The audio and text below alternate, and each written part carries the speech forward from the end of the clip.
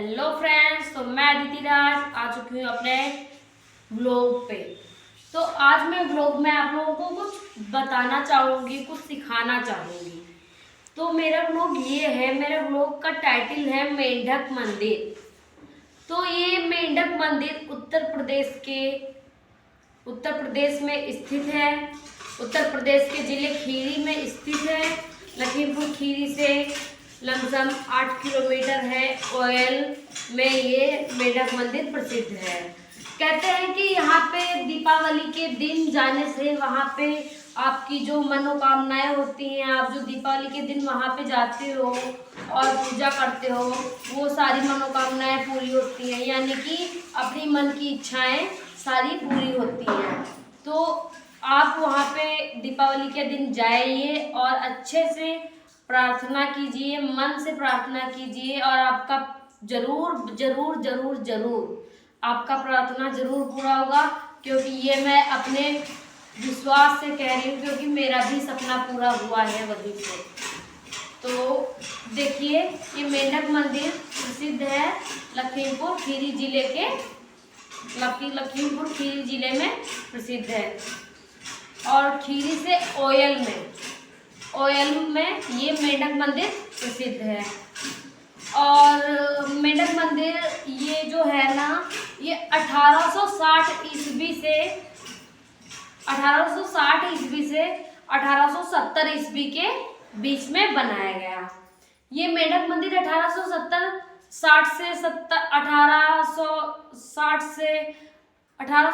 तक बनाया गया।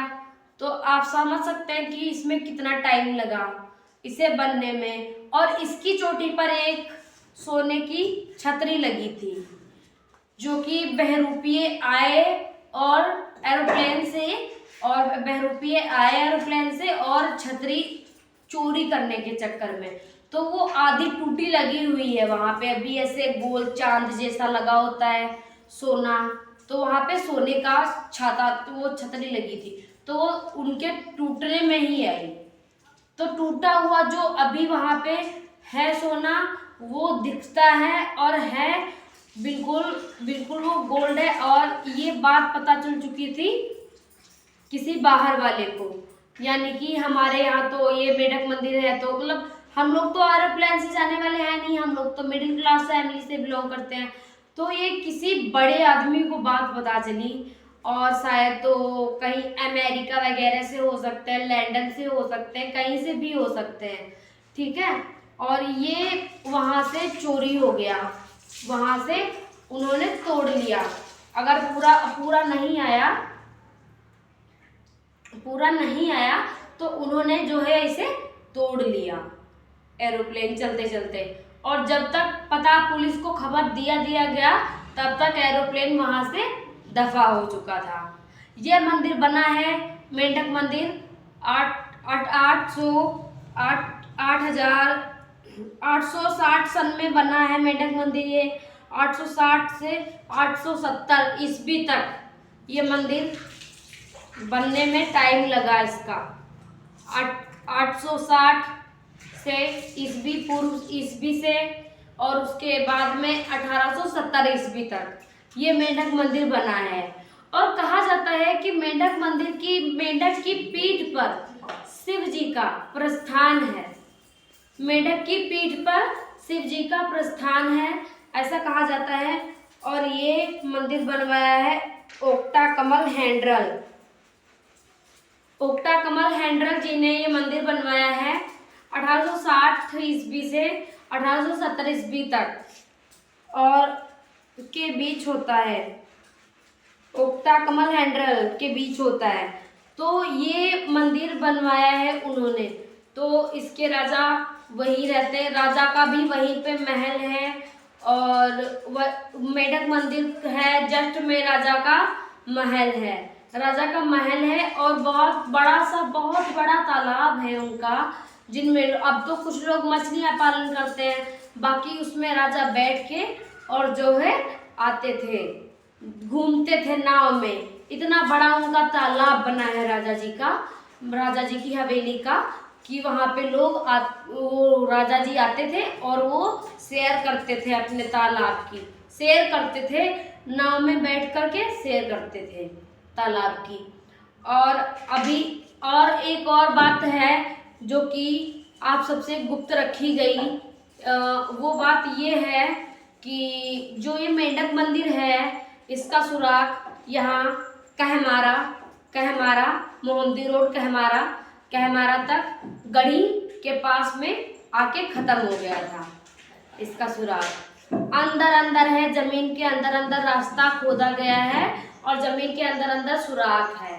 और वो जब राजा आते थे तो कभी मेन रोड से नहीं आते थे, जब राजा आते थे तो वो जमीन के नीचे ही आते थे और वहाँ से वो अपने मंदिर पे पहुँच जाते थे, अपने महल भी पहुँच जाते थे और मंदिर भी पहुँच जाते थे। तो वो अभी भी हैं और एक्चुअली उनका वो राजा हैं या नहीं ये मुझे कंफर्म नहीं है, क्योंकि मुझे इतना ज़्यादा कंफर्म नहीं है कि वो राजा भी हैं या नहीं हैं। और दूसरी बात ये है कि ये ज़मीन के नीचे से सुरंग, अब ऑयल है 16 और 8, आप जोड़ सकते हो कितना होगा, ठीक है।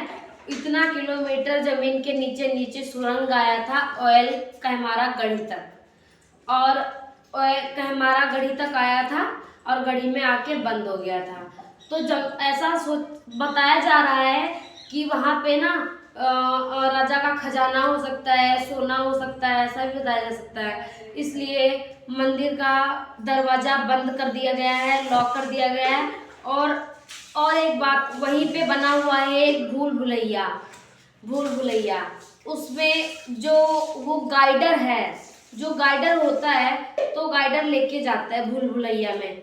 और एक्चुअली हम लोग एक बार ना खेल में ही पहुंच गए और भूल भुलैया में थोड़ा सा पैर रखा तो मतलब फिर मुझे पापा की बात याद आ गई अपने, कि उन्होंने बोला था कि गाइडर होता है वो घुमाता है भूल भुलैया, और अगर आप उसके अंदर चले जाओगे तो वापस नहीं आओगे, क्योंकि ऐसा हो रखा है, बहुत बार हो रखा है। उसके अंदर बहुत बार लोग गए और बोले कि मैं बाहर कैसे नहीं आ पाऊँगा, मैं बाहर आके दिखाऊंगा, और फिर वो आज तक कभी वापस आए ही नहीं। उसके अंदर जो गाइडर होता है वो आपको भूल भुलैया टहलाएगा, वो गाइड लेके चलेगा, भूल भुलैया टहलाएगा। वो सिर्फ गाइड ही समझ सकता है, वो गाइड जो है वो सिर्फ गाइडर ही समझ सकता है, और वो अपना भूल भुलैया टहलाता है ऐसा कहा जाता है। और जो कि ये कहमारा से और मेंढक मंदिर से, ये ऑयल मंदिर से जो ज़मीन के अंदर से नीचे रास्ता खुदा हुआ था, तो आप समझ सकते हैं कि राजा लोग कितना ज़्यादा एक्टिव थे। और इतना ज़्यादा एक्टिव थे वो कि मतलब ऊपर सोने का वो लगवा दिया, और मतलब वो चोरी हो गया। जब तक वो वहाँ पे पहुँचे तब तक क्या हुआ, होना वही था जो हो गया, चोरी हो गई वहाँ पे तब तक। और कहा जाता है दोस्तों, मैं आपसे बता रही हूँ एक बार फिर से, कहा जाता है कि मेंढक मंदिर में जो मेंढक की पीठ है ना, उस पे शिव जी का प्रस्थान है, उन्होंने प्रस्थान कर रखा है वहाँ पे शिव जी प्रसिद्ध है, वहाँ पे शिव जी शिव जी का ही प्रसिद्ध मंदिर है मेंढक मंदिर, शिव जी का ही मंदिर है, वो प्रसिद्ध मंदिर है मेंढक मंदिर। वहाँ पे मेंढक की पीठ पे जो है इनका शिव जी का प्रस्थान है वहाँ पे।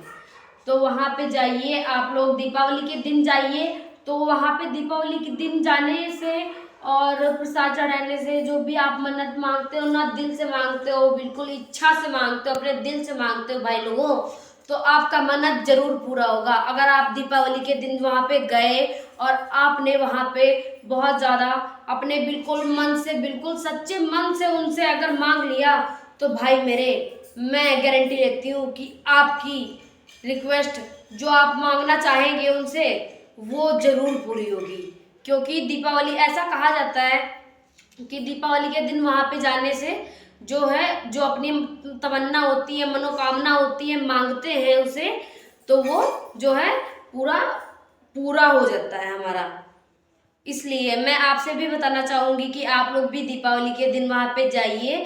ये ओयल में प्रसिद्ध है, ये ओयल में मंदिर है और आप इसे वहाँ पे जाइए, पूजा करिए दीपावली के दिन और अपनी मनोकामना मांगिए और इसे मनोकामना मांगिए और जब आपकी मनोकामना पूरी हो जाए तब फिर आइए एक बार उन्हें प्रसाद चढ़ाने के लिए कि मेरी मनोकामना पूरी हो गई।